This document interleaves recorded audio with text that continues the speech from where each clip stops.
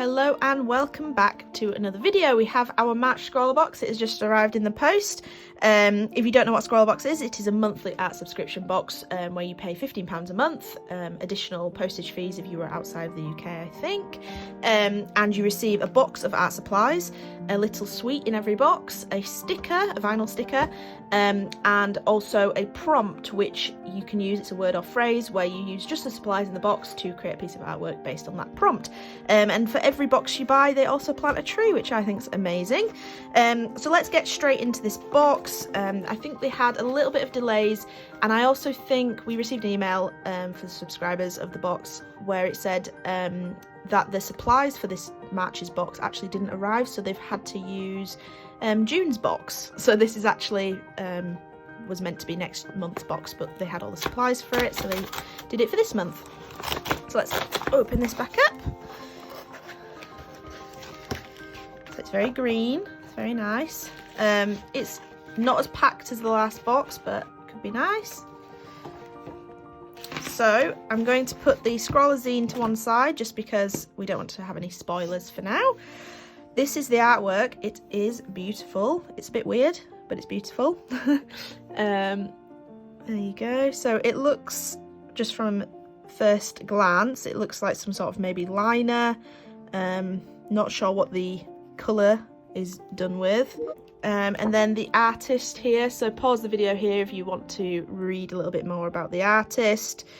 But they are from Missouri, it would seem, and there's an Instagram just at the bottom there as well. But very nice. It's a bit strange, but I quite like it actually. Okay, so the pad of paper is just drawing paper, so I'm assuming it's just your standard sketchbook paper. Oh, that piece has come out. It's a bit smooth, so maybe some pencil crayons in here. I'm not sure. I like it. I like the fact that everything's green. It's very nice. So let's get into the supplies. They've managed to stay inside the packaging for a change. They're usually half out. Okay, right, let's take these out. Oh, I'm already excited for some of these things I'm seeing. So here is the sticker. It is just a snippet of that artwork, which is quite nice. I think they've started doing that. They used to do it as a snippet of the Scrawler zine front cover, but they seem to be doing it from the artwork now, so that's a bit different now, which is quite nice. I will put this to one side. So our sweet is a sour refresher. I love sour sweets, so this is going to go down a treat. I'm sure my girlfriend will fight me for this.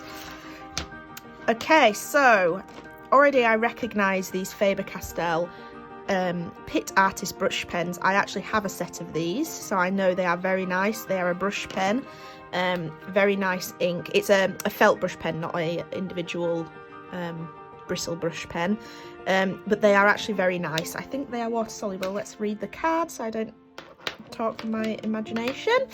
So these are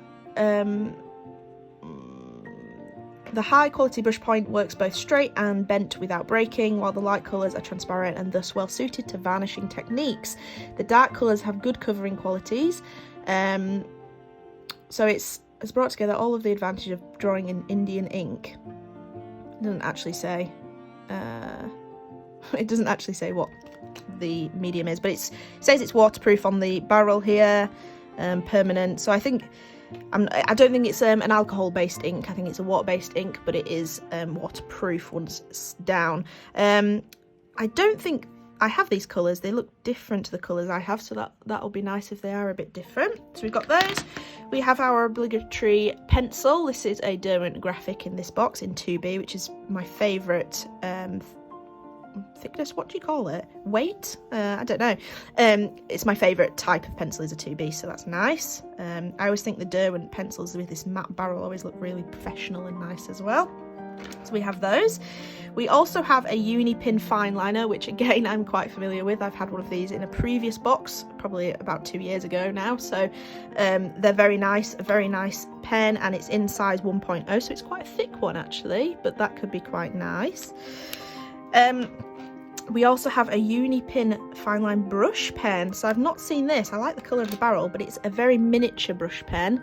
It looks I can't tell if that's a plastic or a felt nib. Looks to be a plastic nib, which I'm always a bit reticent with because they can, like if you've ever used a fine liner Uni Posca pen, they have a plastic nib like this, and it tends to spray if it gets caught on a textured surface, which is probably why they've given us this very smooth drawing paper for this sort of work.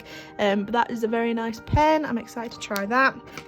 And then finally, it looks like we have a ballpoint pen, again by Uni Ball, Signo, gel stick. Is it a black gel pen? Tell you what, let's get into testing a few of these and just have a look at what they are like. I finished my old testing paper, so we actually have a new one. I'm actually going to bring you in a bit closer so you can see what I'm doing a little bit more. There. So let's try out these Faber-Castell brush pens. So this is May Green, this colour. So let's have a look here. Are you in focus? There we are, you are now. As you can see, very nice, a little bit flexible, not too flexible, and it lays down really nicely. It's kind of like a felt tip pen, basically. I think like I say, it's water based, so you're going to get that streakiness. I don't think you're gonna, you know, it's not going to ever go away like an alcohol ink marker would do. But it's nice. You can get your varying line widths. It's a very nice colour. And then the next colour is Sky Blue. So again, it's a very nice colour. It matches really well with that green. Kind of reminds me of Spring Meadows. And then finally, we've got Scarlet Red. Oh, that's a lot more of a rich red than the barrel suggests. The barrel looks like an orangey kind of cadmium red, and this is definitely more scarlet, I would say. That's lovely. It's a lovely colour, actually. It's a lot darker than these. These are quite pale, washed out colours, and this is quite rich. A strange colour choice there, but that's very nice. I don't know why I'm testing the pencil, but I am. Just your standard pencil. We don't have a rubber in this box, which is also an unusual thing. We usually get one. This is 1.0 Uni Pin Fine Liner. Again, water and fade proof, so that would be great to go underneath these liners so we can do some line work and then go over the top. Then we have this brush pen, which I've not seen before. Oh, it's grey. I guess the barrel would suggest it was grey, but in my head I didn't think it would be grey. Oh, it's nice. It's actually very nice. You can get really... Oh, it's very, very nice. I think it is felt, actually, which is good. Very nice pen. And then finally, this gel ball, which, yes, it's like a jelly roll. So yeah, gel pen. I don't know why I'm saying it like a jelly roll's a new thing. So it's like a gel pen, but in black, obviously. And it lays over everything very nicely. It seems to flow very nice as well. So that'd be nice. It'll add almost, I don't know how you'd use it. I guess I'm so used to using a white gel pen for highlights. I just don't know what I'd use a black gel pen for, because surely your black fine liner would work as your liners. I don't know. Maybe we'll figure something out, and that's what we'll do. So I'll do a little bit more testing, maybe some thumbnailing of what I want to do. Let's have a look at the Scrawler challenge here. So we've got leading lines, so that could be absolutely anything, and I quite like that. It's a bit more, to me it sounds like a bit more of a doodle challenge sort of thing, so I think I'm going to go for that.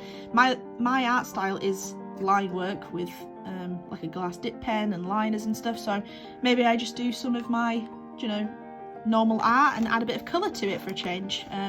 So that is what I think I will do. Like I say, I'm going to thumbnail, you'll see a bit of that. Maybe I'll read from the zine. In fact, let's have a little flick through the zine just in case I don't end up reading from it. So here you go, your first page shows you your supplies here. Straight away I'm seeing that it says light fast drawing ink, which is quite nice, and it won't fade and discolour over time. We have 12 sheets of paper in that pad of paper, which is very nice. They're saying that the grey brush nib marker is for shading, so that's actually quite a good little thing. The thin black line gel pen is for adding more details, which, well, I guess the fine liner they have provided is quite thick, so I guess that would suggest that would is a thinner version of it, so that's good. This is a little bit more about the artist here. Again, let me make sure you're in focus, would be nice. So again, you can pause it here and read. I think you should be able to read all of that. It's all on the screen. This is his artwork, so it's very nice. It's all very similar in this kind of line work style, which is nice. And it does look like he's used potentially these supplies. Like there's a little bit of shading in these lines here, so that could be the grey. Obviously we don't have the same colours, but you know, it's neither here or there. The next page we have some Scrawler tips. I again will read some of these whilst I do some of the testing and thumbnailing for the video. Then we have the Scrawler gallery, so this is showcasing some of the January box, so not last month's but the month before. So we've got some nice artists here. Again, I would recommend having a look at these. I often go and follow some of the people on these pages if I see something that I particularly like. More often than not, it's pretty much all of the artwork, if I'm honest. But yeah, you can get featured if Scrawler like your art 1 month, which is nice. I have been featured in the Scrawler gallery at one point. And then this is the Scrawler extra, so they tell you a bit more about the supplies, kind of the background history, so it looks like we're talking about the marker pens, etc. So that, again, you can pause it there if you'd like to read it. So I will read these as well and see if there's anything else I can pull from it in terms of tips. So that's it. Please stay tuned to see me thumbnail and create a piece of artwork based on the Scrawler Challenge leading lines, and I'm sure I will do a little bit of a review of the supplies at the end. So in terms of the Scrawler tips, I actually used quite a few of these tips, so I thought I'd read through briefly a few of them. So basically the pit pens actually become permanent when completely dry, so you're able to add layers over dried areas. They are also alcohol proof, so you can use them with Copics, which the artist actually recommends doing as well, or alcohol markers in general, so pro markers, etc. And they shouldn't smudge, which is really good. The pit pens also become transparent, so you can use them almost like watercolours, as you can see I am doing here, and it's actually something I use for the main piece of artwork a little later on in the video. So basically most of the tips are about them being water-based and using them as watercolours. You can use the wet and wet technique, and you can blend them very nicely. I found blending very, very easy with these. So it also says if a colour becomes too saturated, you can also use water to desaturate the pigment. So that's also nice. I did use that tip as well. Like I say, I use a lot of these tips. They're very handy, and I recommend if you do get these boxes to read the tips and kind of practice with them. Scrawler actually released a post recently kind of saying that it's always really good, and the best thing to do when you get your box is to really test out your supplies before jumping into the artwork. And I must admit, on some months I've perhaps not had the time or not really enjoyed the supplies as much, and I've not tested them as much as I probably should do, and I recommend absolutely testing them. I spent a long time testing these today, well, when I filmed this video, and I must admit I discovered new things about them. Like I say, I've had a set of these pens in the past, or I still have them, and I've never used them in this way, and I really wish that I'd tested them and tried using them in this way, because it has really changed the way I see using water-based pens in general, not just these pit pens. So if you have used them in just the pen form, I recommend using them in this form. You can get some amazing things, and I can't stress enough how much I managed to get all of these different colours just from those 3 pens. They're so different, these colours, from what the pens actually are straight from the barrel. So testing them, experimenting with the supplies in general, not just this box, is highly recommended, because you can be surprised with what effects you can get, really. So that's all I have to say about this bit, and I do a little review at the end of the supplies and explain some of what I did, so stay tuned for that.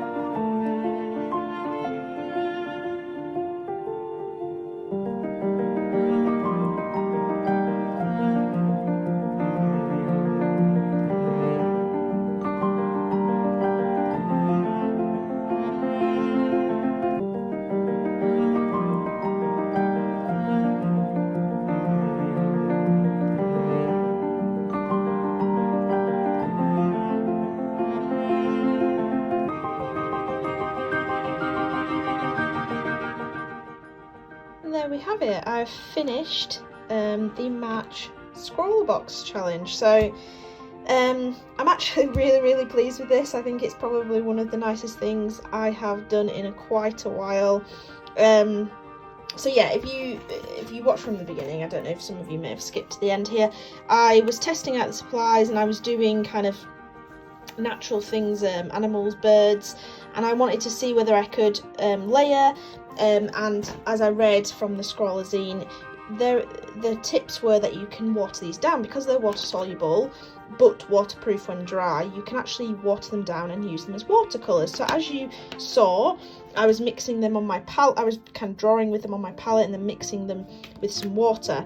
Now I knew I wanted to do something natural, but I didn't want to do what I always do, which is birds or animals. So I thought, let's go with mushrooms. The colours kind of went with that scheme, and as you saw, I was really able to make a multitude of colours. So I was mainly mixing the red and green to make the brown colours, and then I mixed a little bit of the blue and red. The blue is quite subtle, so it was really difficult to get that saturated colour. I managed to get a little bit of purple here and there, and yeah, it just worked out really well. I kind of, because I was using them as watercolours, I kept with the soft colours. I could have gone darker on this Flyer Garrick here because they're usually quite red, but because all of the colours were very muted, I thought I would stick with that. So yeah, I've wanted to do one of these kind of like what you call it, like a collage of one item, one topic,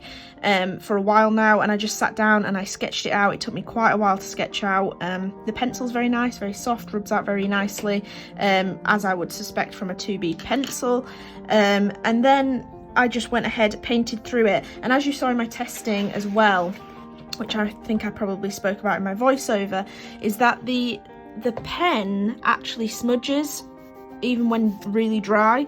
So I thought I better lay down the colour first, and that's what I did, and then I used my my gel pen, that's the word, to go over in black. The one thing I will say about this gel pen is that it's very nice, it lays over lovely, it went over the paint really nicely. The only thing I will say is because this paper is so smooth, when I was just going over just the paper, it wasn't rolling, it wasn't producing the flow of ink that I needed, whereas when I went over the parts where I painted on, that's when the ink flowed really well. So for the most part, doing the detail on the mushrooms was really good, except when I was trying to line them, so that's the only problem I think I had there. But yeah, the paper held up really well. As you saw, I put a lot of water on this, a lot of ink, and it's held up really well. The only things I will say is when I was going over with the black ink here, the Unipin fine liner, if I went over the same area too many times, it was eating through the paper a little bit, so that's just something to be aware of. This grey pen is beautiful to work with. I will be using that more often in the future. But yeah, I'm really pleased with it. I think it turned out really well, and I think in the future this will be a print. I just really like it, and definitely going to go up on Redbubble as a t-shirt design as well, because I think it will lend itself well with that. And I'll give you some close-ups here. Yeah, the detail, I mean, I would have liked maybe a thinner fine liner to do the detail with. I think I would have gotten a lot more detail with, I can say detail again, I think I would have gotten a bit more detail in there with that, but for the most part I think it works. That grey pen definitely helped, and I did actually scan the pencil sketch of this, so potentially a digital inking and maybe even a recolour of this, it might be in order in the future, I don't know. Maybe even I might line it and do a bit of a colouring sheet for that, so drop me a comments down below if that's something you would be interested in, because I could definitely do that.